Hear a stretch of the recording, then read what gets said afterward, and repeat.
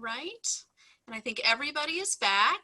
And like I said, without further ado, I am just absolutely thrilled to introduce University Ombuds Neal Powless. Thank you so much for being with us, Neal. Thank you for the invitation. I really appreciate it. So I do have a PowerPoint for tonight, and I know you're recording, but I also kind of like to bounce back and forth. So I have everyone on gallery view, but sometimes I like to bounce back and forth. I'm not sure what I'll do tonight. I gotta see how it feels, right? So, Office of the University Ombuds and Managing Conflicts. Thank you all for coming. It's good to know that some of you know about an ombuds, and I'll get into that shortly, right? But in order to understand kind of how I work as an ombuds, I kind of want you to introduce you to me first. So I have to introduce myself. So my name is Hawanadis. It means his voice is heard among the people and he brings a message. It's Onondaga Eel Clan. I grew up at the Onondaga Nation just 5 miles south of campus. And so I grew up in a very political environment, right? So my grandfather was a chief, my father was a chief, my brother is currently a chief in a matrilineal society. My sister is a faith keeper, right? And so my sister is actually my brother's faith keeper. And so how that works is the women or the clan mothers select and choose the leadership title. So that means that someone else's mom chose my grandfather to lead that family structure. Somebody else's mom chose my dad to lead that family structure. And then yet again, somebody else's mom chose my brother to lead our family structure. And that means that even as men within a household, they were actually representing as leaders the ideas and values of other family members throughout the community than what was even in their own house or under their own roof. And so I grew up in this space of being exposed to the culture, not necessarily the language, but more of the culture. And it really kind of introduced me to this idea of consensus, collaboration, communication, and even in some ways, some things that were left out. So what I recognize is my family used to call me the owl. And so they would be talking and I'd be like, who did what, who? And they'd say, oh, shush, there's the owl again, right? And so they would be in a dinner or be in a social environment, and I'd start to recognize the story that they were saying. And I'd want to get in, right? Because I'd want to enjoy the conversation and be part of it. And I'd start to talk and they'd say, shh, shh, quiet, wait. And so I'd be like, you know, like kind of like a horse trying to go for a race, like, you know, and they'd be, shh, right? And so I'd wait and I'd listen. And I started to recognize as I got older, the things that they were leaving out.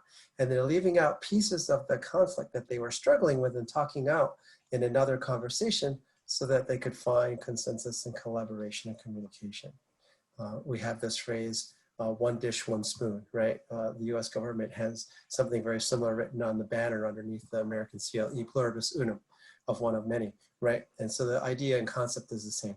When we bring our minds together as one, right? So let's bring our minds together as one. So a lot of this conversation, it goes back to this experience.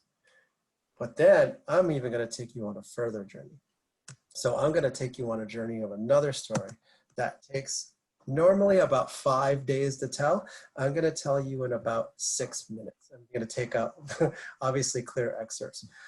But that was this message that came to the Haudenosaunee, right? The 5 nations, right? Before we were unified as a group, we were at war with each other and we fought with each other very heavily, and we, you know, things were not very nice in this space. Let's put it that way. And so there was a lot of terror and a lot of fear.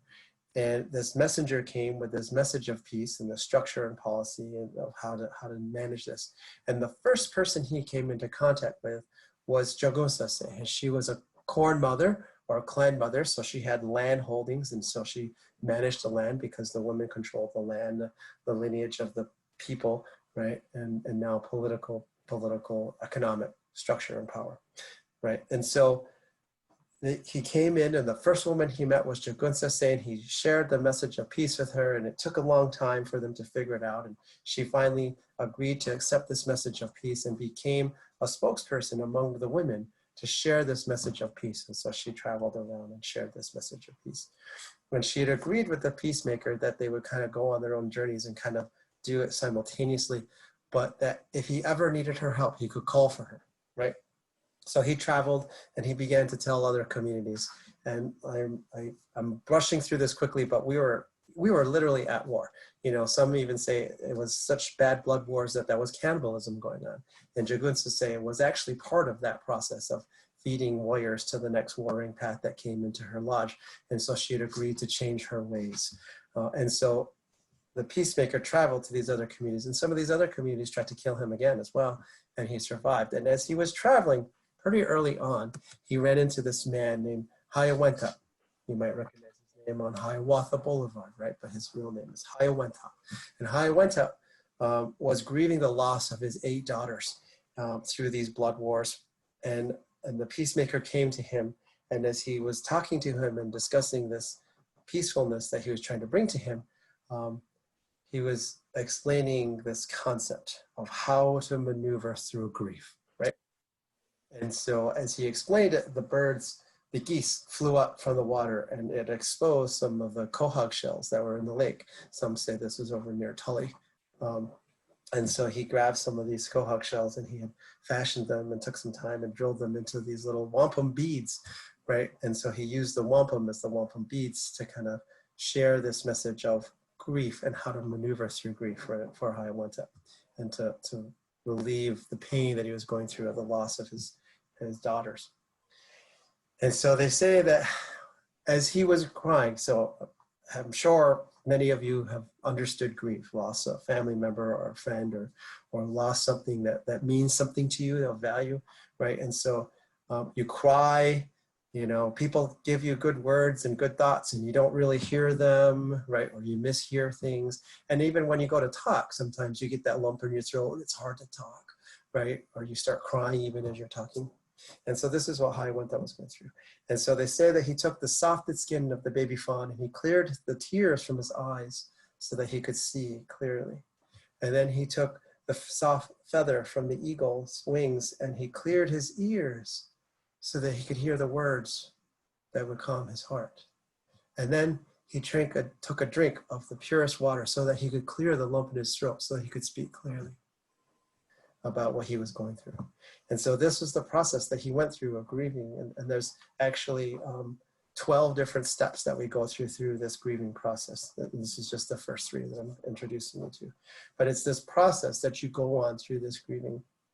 And with this process, you know, it goes all the way through the body, down to the gut, and all the way down to the feet, and kind of heals your whole process and your mind and all of that stuff where you sit.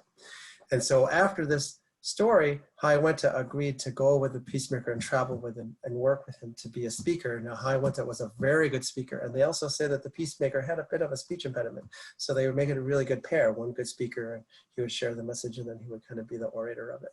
And so they traveled along to share this message of peace, and they changed the minds of many, many, many people, and they started to gather all the Onondagas, the Cayugas, the Oneidas, the Senecas, the Mohawks, right? And they all started to agree to this message of peace, but they agreed that was one man that had to agree to this peace in order for peace to be achieved, and that man was Tadadaho.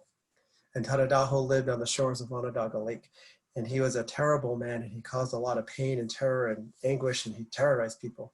But if you understand his backstory, he was actually a very powerful young boy, and his mother, unlike the peacemaker's mother, who fostered his gifts and grew his gifts and helped to support his gifts, Tadadaho's mother did not know what to do with him, and so she left him and abandoned him in the woods. And so he was left to live among the animals as a young child, and he grew up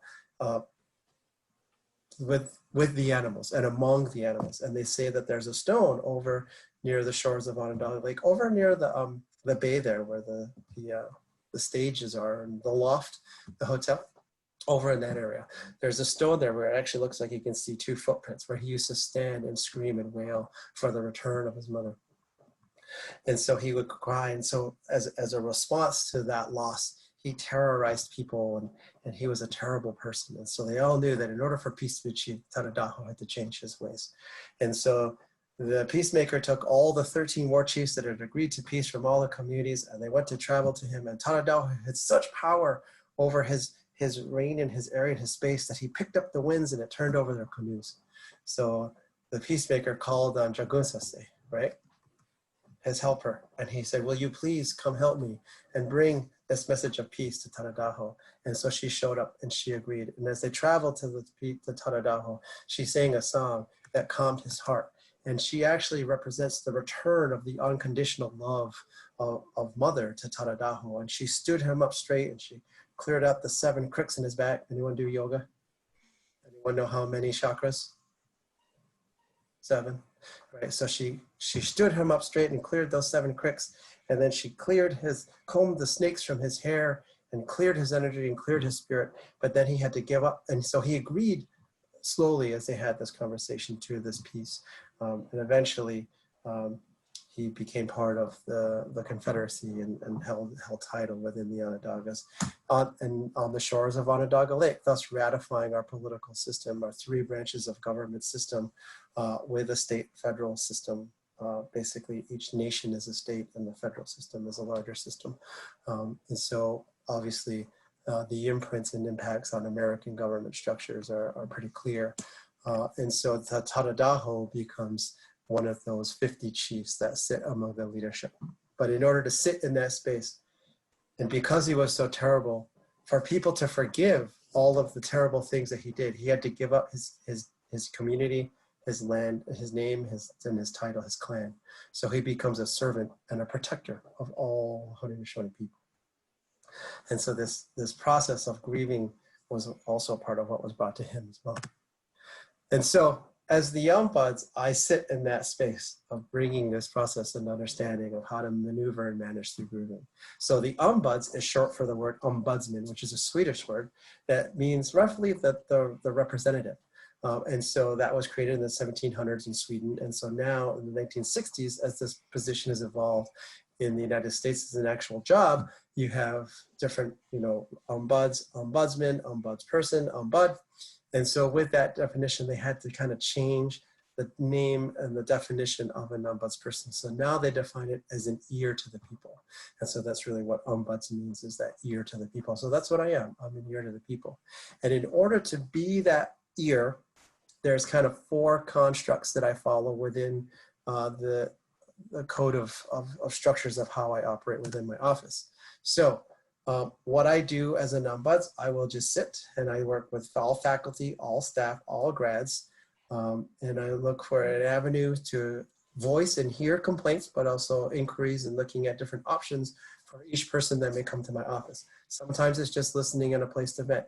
Sometimes it's having a conversation about communication and conflict management techniques.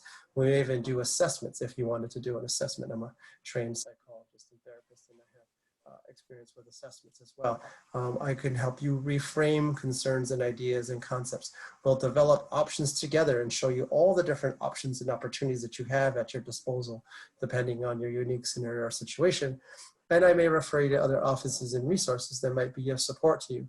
And I will also, within the structures of the office, facilitate conversations, right? And so I can explain how that might work. But it's really just so a lot of it is that gray area between working and managing within the formal structures, but it's really kind of about managing those interpersonal connections with the facilitated conversations. So the first piece of my office is I am confidential. The Ombuds shares the same confidentiality as the medical staff, clergy, and counseling center on campus. So that means that all conversations are considered confidential with the exception of threat of harm to self or other, right? I also am independent of all offices, organizations, structures, and groups within the university, right? So I am separate from all of those spaces, right? I'm absolutely detached from all of those. There are 2 people within the entire university that are considered independent. The other one who's independent, besides myself, works specifically with and for the board of trustees. And so that also means that because of the nature of the scope of who I see, right, all grad, all faculty, all staff, and currently right this second, I'm serving all undergrads as well, which is something that I had done over the summer to help with the transition onto back to school. So to allow undergrads to kind of voice some concerns with the COVID policies. So currently I serve all undergrad, all grad, all faculty, all staff. So that's over 30,000 people. So my reach is actually exactly the same as the chancellor. That's domestic and international. Yeah, that's a lot. And so there's two people that have the same reach and two people that are considered independent. I bounce between both those spaces, right? I am also considered informal. So that means that having a conversation with me does not constitute putting the university on formal notice in any way, but it also means that I'm going to engage in all the gray areas in between all the formal structures, all the way from I have a problem with a student, or I have a problem with a faculty member, or I have a problem with a coworker, or I have a problem with a policy and structure, right? All the way to those formal structures. And I might even help you understand the consequences of what my offices might fit formally with if you're looking at a formal complaint. I might even help you understand what kind of consequences would come for those, and what those formal structures, kind of how they look and how they operate. And you might determine from that which kind of option you might explore, and what you might do, right? So it constitutes informal. So here's an interesting thing: facilitated conversations. Say you decide to come to me beforehand, and you're like, well, I don't know if I want to do the facilitated conversation. I'm going to go formal.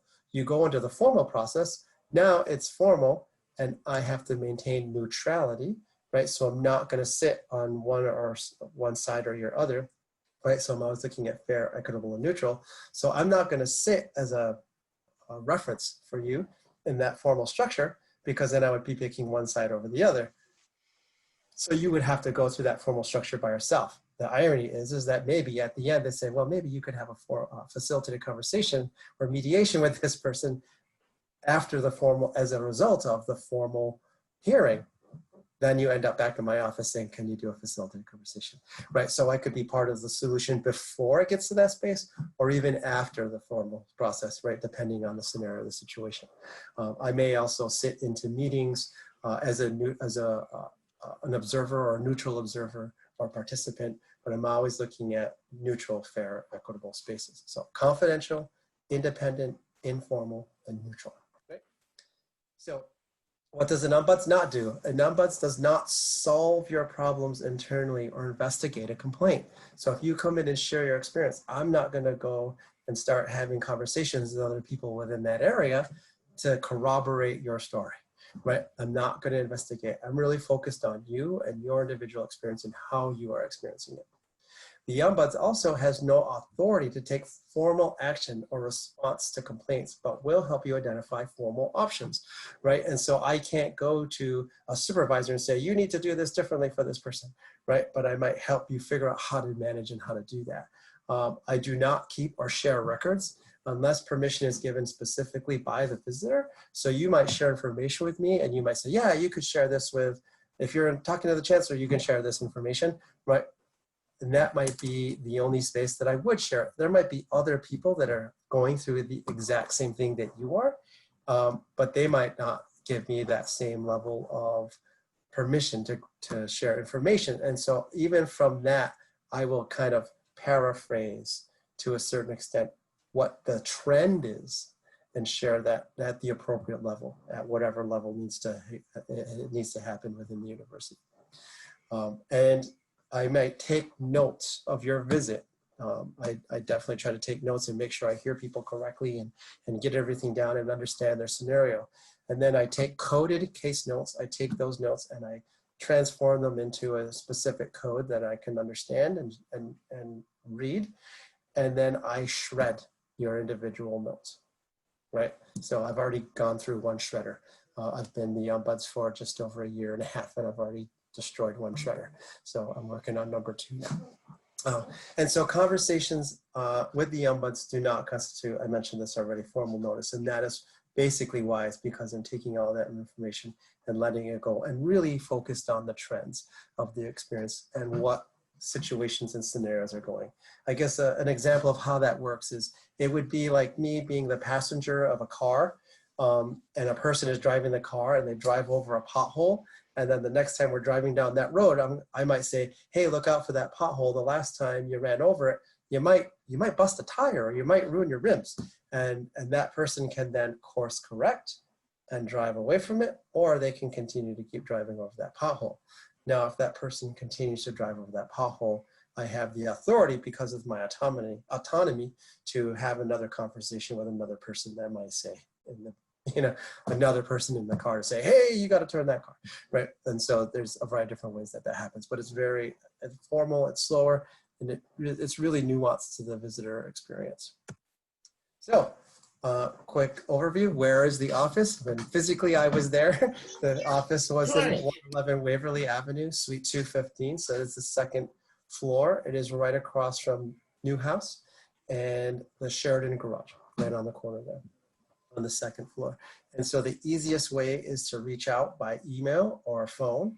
We do have my assistant who answers the phone live, and so you can call and make an appointment anytime you like, or you can send an email. When people send emails, I like to remind people that it isn't necessarily entirely confidential, right? And so if you are looking at an email, all you have to do is say, I'd like to make an appointment with the Ombuds, right? Because you might have a 5-page document that you've been keeping track of all the terrible things that have happened to you.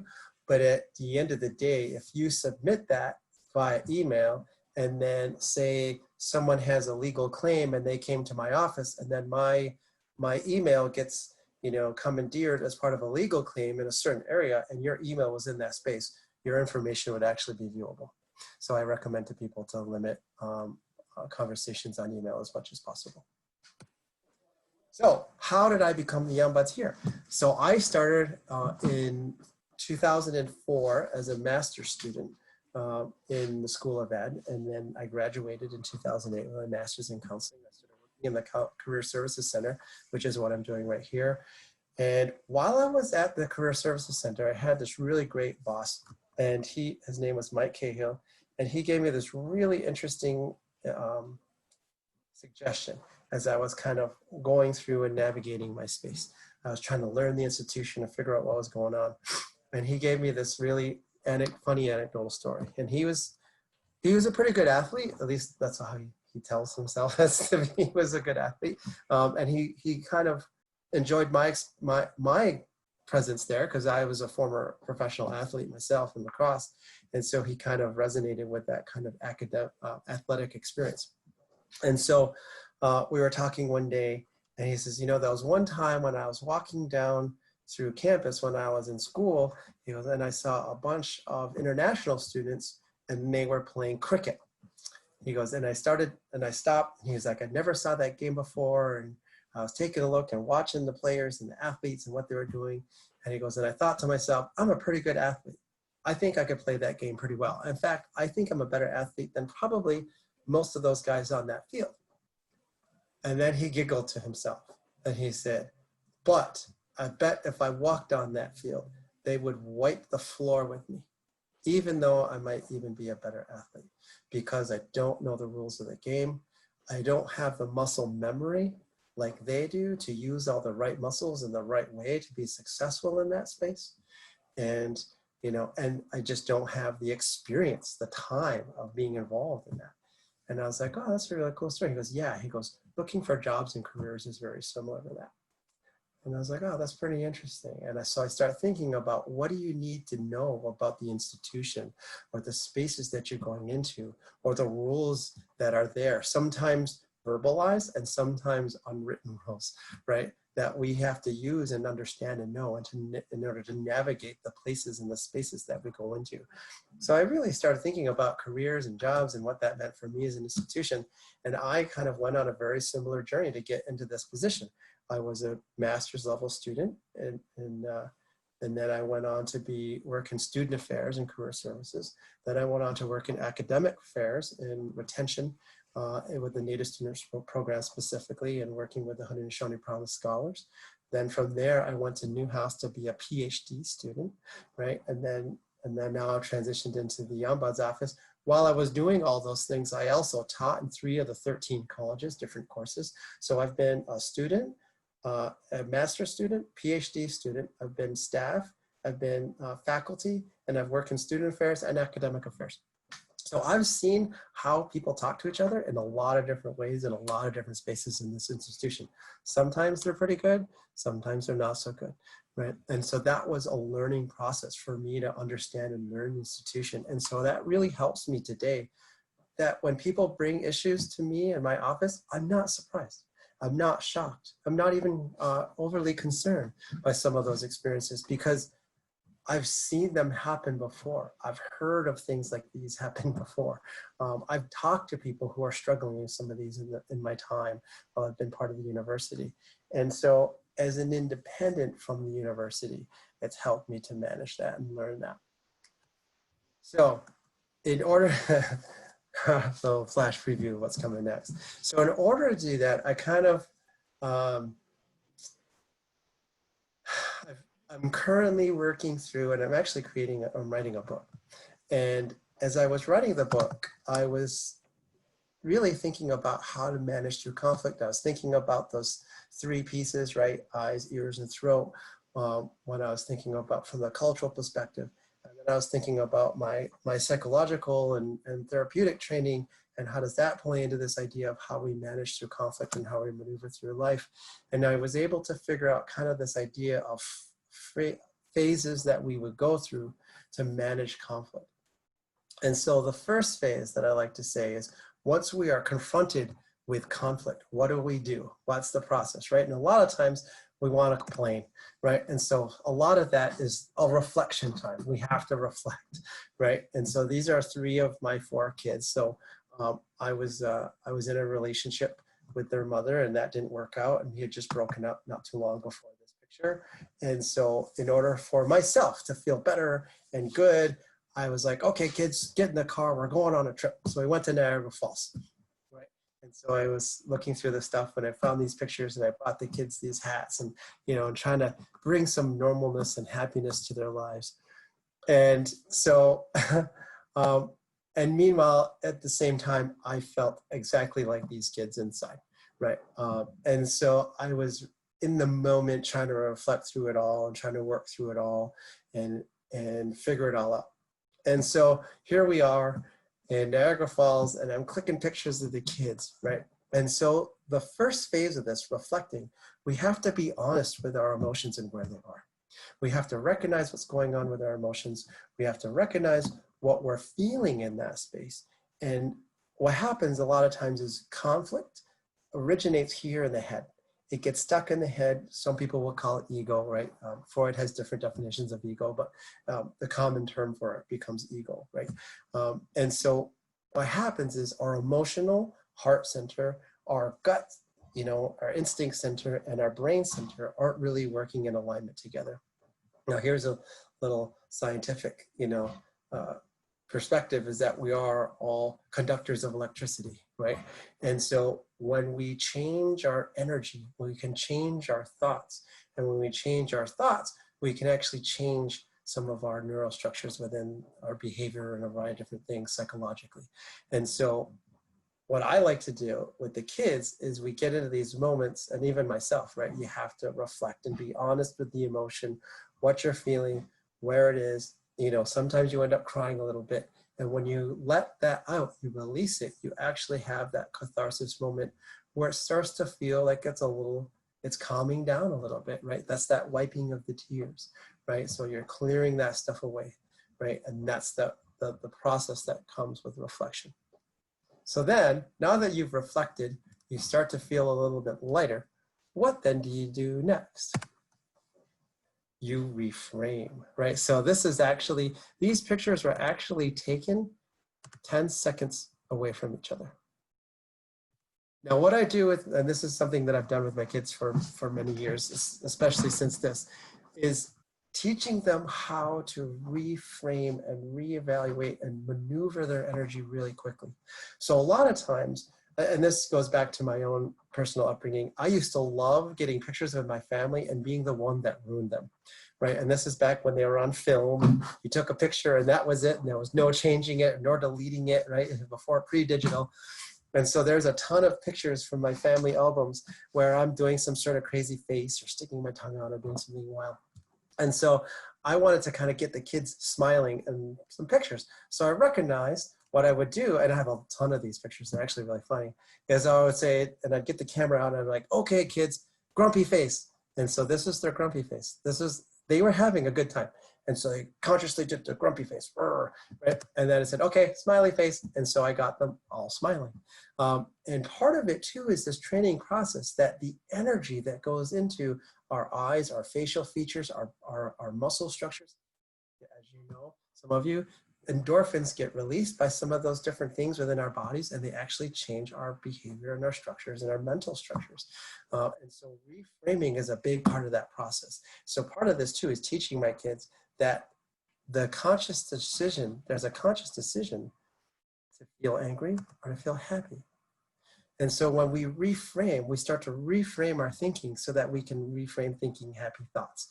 We start reframing and thinking and redefining in a positive way what we're going to do and what we're going to look for. Now, here's an example, and this is a real example for me. In this time frame, I had just gotten the job as a career services counselor. I'm just working in that space. All this stuff is going on. I'm really heavily struggling. Financially, I was, everything got flipped upside down, and I was actually in my head in a pretty bad space about it. And so in my head, I'm thinking, I want to be debt free. And so that was my thought about reframing. I want to be debt free, thinking I was framing it positive. Was I framing it positive? I see Lauren shaking her head. What was I focused on? Debt. So what did I get? I got debt. I got more debt, right? Because that's what I was focused on, right? And so once I started to understand that and recognize that, I started to reframe what I was looking for. And so I started focusing on, well, what is it that I do want? So I started going for walks and connecting to the woods and calming my spaces and finding different things to do to clear and calm myself.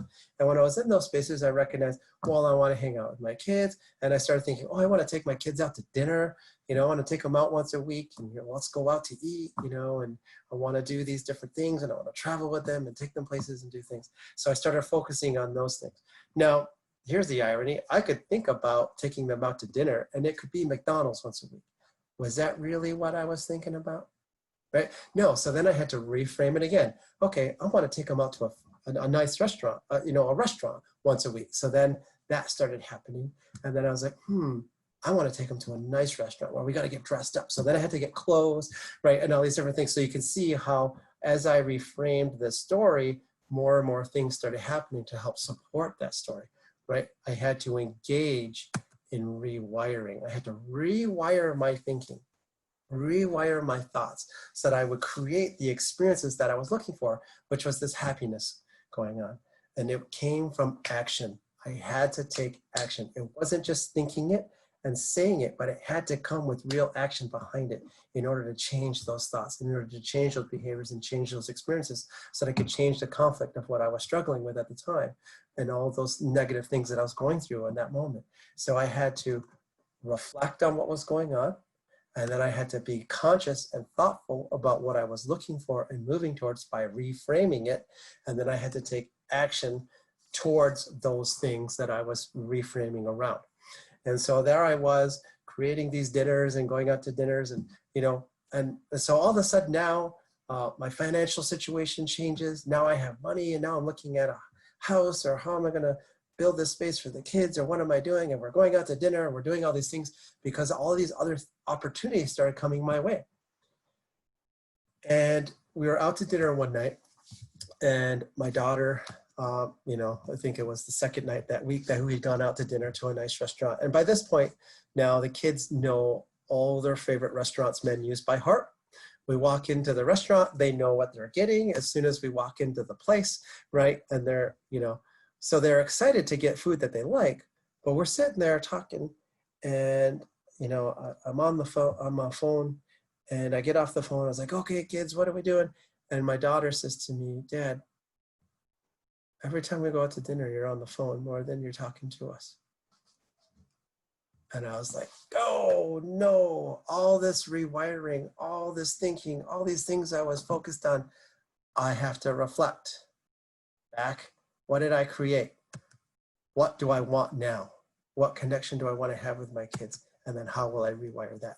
So this is a process that continues to go over and over and over again. Even once we get what we think we want, right, we still might have to reflect on that because something might not fit in alignment where our heart center, our gut center, and our head center are all kind of focused in alignment and flowing together. And so this is a process that continues. So I had to rewire my whole thinking around what I was creating, right? So then I was like, well, I want all these things, but I also want to make sure I'm connected to my kids still, right? And so it's a process that we learn from over and over and over again. So now here I am with my family. And this is, I met my wife 6 years ago. We got married 5 years ago. She had a son here. She's got her arm around him, Segoe, and those are my three kids growing up. My mother-in-law and her niece, right? And this is all, we went on vacation to Block Island and, off the coast of Rhode Island, and went and celebrated life together for a week, And so now we share those journeys, we share those dreams and thoughts together, and we maneuver through those spaces together as family, right? And this is always a process. It's always a check-in. It's always, reflect, reframe, rewire. Anytime conflict comes up, you go through that same process. So even though I'm the Ombuds and I help people go through these things and manage these things together, that doesn't mean that I'm devoid of them. That doesn't mean that conflict doesn't happen for me, right? And so I'm gonna give you a quote here that's actually part of my office. So within the physical office, if you came to my office, you would see this. Conflict is not a sign of failure. Conflict is an opportunity to learn more about ourselves and the people we work with, or even the people that are around us, right? To conflict is to be human. If you are not engaging in some sense of sort of conflict, are you really growing? Because growth comes from that conflict. If we think about a seed, right? So everyone's going through COVID right now, and our community, my Indigenous community went through a lot of it, and a lot of our Indigenous people went back to planting. And so there's a lot of gardens now in our communities, because we're like, well, we have to food sustainability. We need to create our own foods. So everyone went back to planting, right? And here's the crazy thing about that. What happens when you put that seed in the ground, right? It gets moist, it starts to germinate. And how does that seed become the plant that it will become? It literally has to explode and implode upon itself for it to grow into that next plant that it's going to become. You are no different. We are all of those seeds. We are all growing into that space. So we all have to have, in some sense, that moment that draws us, that makes us grow into what we're going to become. So if we can see conflict as an opportunity to learn more about our traumas, about how we have experienced certain things, and how we've internalized those emotions, the emotional connections and the triggers to those emotions, then we can then start to break down those triggers and get rid of them, right? Therapeutic structures would say, go see a counselor, we'll talk about it, right? My culture would say, go and breathe and feel the emotion so you can release the emotion and let it go forever, and you release the trigger. Different way of thinking around how to manage our psychological psyches and to go through or work through traumas, right?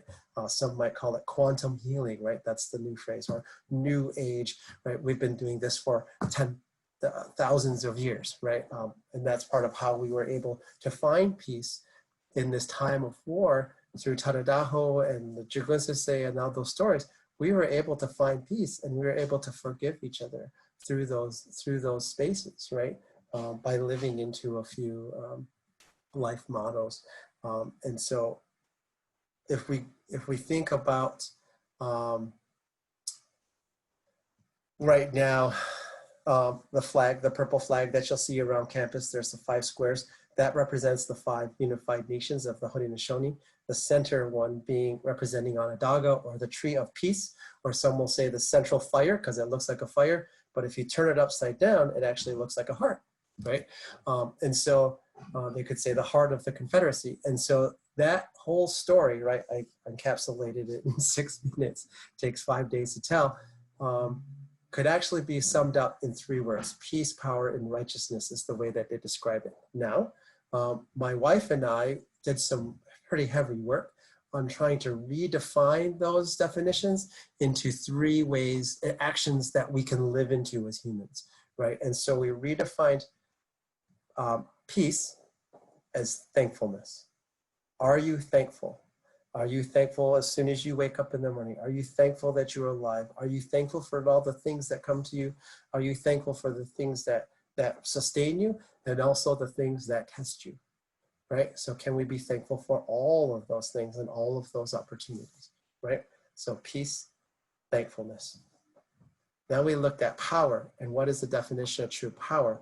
We thought about power as kind of feels like it has dominion over somebody, right? And so we looked at power as love, the unconditional love, right? That love that we talked about for Tadadaho that Jaglinsa represents returning to him.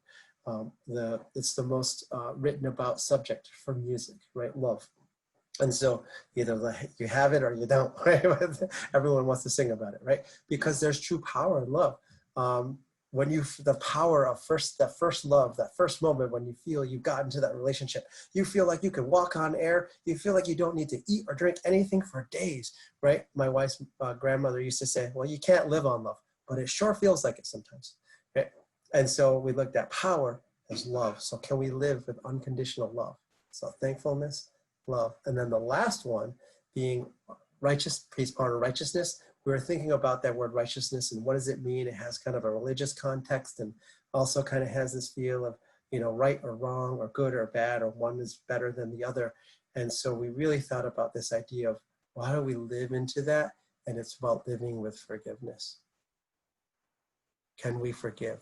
Not only can we forgive others, but can we forgive ourselves for the things that we hold on to or the spaces that we struggle with, right? So a lot of it is just releasing that and letting it go, right? And just saying, hey, I have no control over that. I'm going to let it go. So thankfulness, love, forgiveness. If we can live in those spaces, we can think about conflict in a new way as an opportunity to grow and learn into those spaces. So as the Ombuds, I've turned from listener to messenger, right? I mentioned at the very beginning, my name is Hawanajes. It means his voice is heard among the people and he brings a message.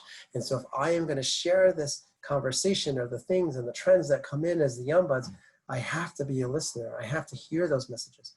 I can't tell that story unless I hear those stories from those individuals, from your experiences that you're struggling with, that I can't share those trends. Just like I wouldn't have been able to share some of these cultural stories or these experiences with you if I hadn't listened to either those stories or even listened to my own experiences and listened to my emotions through them so that I could manage those conflicts, right? So everyone goes from listener to messenger, including myself, in order to transition into these spaces to resolve conflict, right? And so as a job, that's what I do. I want to leave you with a few quotes. So Alice Papineau is one of the clan mothers from Onondaga Nation, and she says, "We are the givers of life. We own the land, the mother. We are honored in a ceremony 4 times a year with the changing of the seasons. There are songs and dances especially dedicated to the mothers, because a mother is mother to everybody. We say itinoha. It means our mothers, an honorable word." This is about the women, right? So this is coming from a matrilineal society where the women are selecting things. The women control title to land and heritage of the children that they have. And so women are revered. We have a variety of dances. We have rabbit dance, smoke dance, corn dance, bean dance, squash dance, all these different dances for these different things. And we have women's dance where we specifically give thanks to the women because we are all in existence here because a mother gave birth to us and breathed life into our souls and our spirits. And so every one of you women hold within you a sacred portal from universe to physical reality. You hold that portal and within you, you have all of your seeds, all of the seeds you have within you. And so you have to think about how to protect and foster those seeds and to grow those seeds, to create those experiences that you want those seeds to have, right? And you give that experience to those seeds as you conceive and bring life into this world, right? And so be thoughtful of what you do with yourselves. Be thoughtful about how you take care of yourselves. Be thoughtful with your actions because you are an honored spirit. You are an honored member of this world, and because all life is here, because all life has a mother. The water, the trees, the plants, all the animals outside, all the grasses, they all come right from those genetic structures of mother, right? And so all life comes from Mother Earth, all comes from that space. So you are an honorable being on this world. So understand that and recognize that about yourself. Within our culture, we also have this interesting dynamic where we kind of refer to women as water, right? And so if you think about science, what does all life need to exist? Water, right? Life does not exist without water. And so life does not exist without women. So women are water, they're connected to that energy, they're connected to that water. Men, we say, are connected more to this essence of fire or the sun, right? So we say the elder brother of the sun, and we say grandmother moon, right? Grandmother is connected to the moons. The grandmother comes in cycles, right? And she shows up in different cycles, and your cycles are connected to the moon, right? We don't change. We don't have that kind of cycle. We show up every day, just like the sun shows up every day. And so the men are asked to show up and shine and bring that warmth, to embrace and protect our communities and hug our communities. And so the men have to act accordingly within that space. So we ask our men to do that. Sadly, in the world, that doesn't always happen, right? So we have to have those conversations about that. If any of you have ever been camping, you know that you can have a campfire and that fire can be burning, and it can rain and that fire will keep burning, right? But too much rain, what happens to that fire? It goes out. If you have too much fire, what happens to all that water? It evaporates. Yeah. So there has to be balance between those two, right? I talked in the very beginning about the balance between Jakusase and Tadadaho. Then I talked about balance between my thoughts and my feelings and my experiences and my kids. Now I'm talking about balance between fire and water and life, right? And so we all have life. And so my dad wrote this book, Who Are These People Anyway? And he talks about this story about natural law. And so he says that when we engage with any legal structures, right, we know that if we break a law within the world, right, say you get a few tickets or you hurt somebody, right, you know the consequence. You might have to go to court, you might have to pay a fine, you might have to, maybe do some jail time, right? And then what happens when you're done? You're done, you paid your fee, and things get washed clean, right? Legal structure systems. But what happens with natural law? Specifically, what happens if we pollute all the waters? What would happen to us as humans if we polluted all the waters? We would cease to exist, right? And so we say that we have to look after, and our decisions should reflect upon the 7 generations, or the generations yet to be born, all generations yet to be born, whoever and wherever they are coming from the ground, right? That are yet to be born, that our decisions must allow them to enjoy and experience the world as we had the opportunity to experience. My dad tells a story about how his dad told him how one of the streams that runs through the nation, there used to be so many fish in there that it felt like you could walk across the stream on the backs of the fish, right? And my dad would say, even from his time as a kid to my time as a kid, I didn't see those fish. He goes, and now he told me as his son, he said, I know that there's less fish now in that stream than there was when I was a kid. And I'm sorry that happened to you. Right? He took responsibility for that. Even though specifically he maybe did or didn't play a part in it, he took responsibility for not sharing this message to inspire people to think about generations to come, that they would be able to experience those things as even his own father was able to experience. Well, ecological science. And so another chief at Onondaga, a former Tadadaho, currently the Tadadaho is Sid Hill. This is Leon Shenandoah, who was the Tadadaho before Sid, was asked in a video conference. He said, they said, if you were able, and this goes back, the conversation had gone to boarding schools and attempted genocide and all these pretty nasty and negative things. And he was talking about some really terrible things that had happened to our people over the last few hundred years.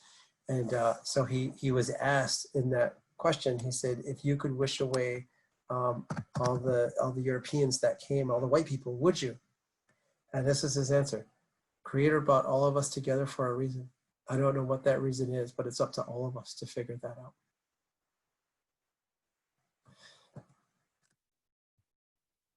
So that is the message that I will leave with you. This is some contact information. If you want, I can share the PowerPoint with you all. So if you're looking to contact me, so this is the address, phone number, email. But now I guess I'll just open it back up and open up for questions. I see there's one question in the chat. Oh, this is number 7 on there. Okay. Who has a question? Any thoughts, questions? Praise, joy? Thank you so much, Neal. Please use the chat or feel free to unmute yourself. Totally Sure. fine to do that. We welcome that. I don't mind starting off. I Sure. have a quick question for you, Neal. I'm just wondering if you could share an example or two of conflicts that come to you. So a student comes to you or a faculty member Sure. comes to you. We have both with us today, which is wonderful. Just give us some examples of the type of things that people come to you with. I mean, it's just Or is anything anything under the sun. I mean, it could be peer-to-peer conflict between students, peer-to-peer conflict between faculty, peer-to-peer for staff. It could be, employee supervisor conflicts. It could be conflicts with new job requirements, contracts. It could be, I fell on the snow, the sidewalk today. What do I do? All the way to, I was sexually, I had a conversation with someone. I think it was sexual harassment. I'm not 100% sure. What do I do? Right? From falling in the snow to that, to everything else in between. Right? So it really is pretty much when you are feeling conflict or you're not feeling like it's, like you might not have a solution. You might not know what to do next. I like to tell people that even if it is that one, like, do I file a complaint? How do I file a complaint? What should I expect from that complaint? My office would be a good place to go because one, it's confidential, but two, it also offers you an opportunity to understand and know what would happen if you talk to different people within the university who are mandatory reporters.